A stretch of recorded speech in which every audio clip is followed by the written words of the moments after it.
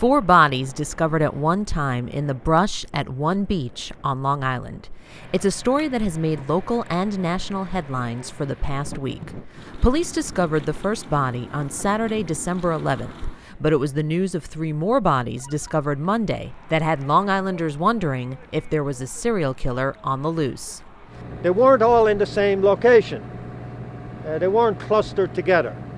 And it appears that they were thrown out of a vehicle into the foliage, into the area that's off the roadway so that they wouldn't be seen.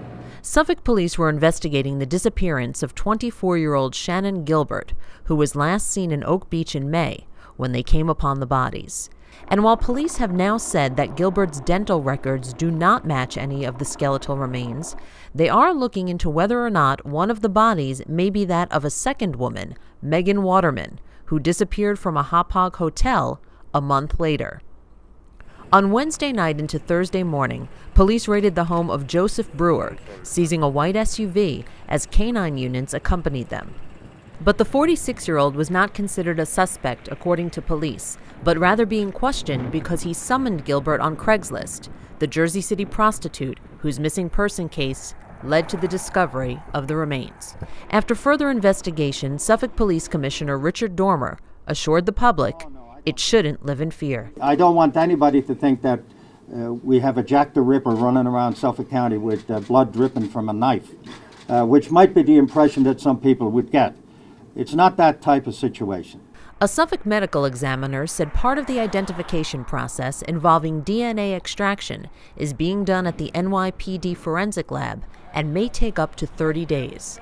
We have no idea whatsoever that we're dealing with a serial killer.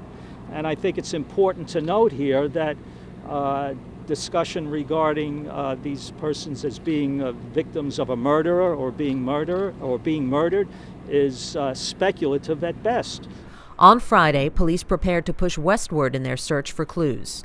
During the morning hours, search teams and cadaver-sniffing dogs combed the underbrush and woods of Jones Beach Island and will continue to move into Nassau County in a sweep for more human remains and evidence. We have a whole team of detectives working on this case, literally day and night.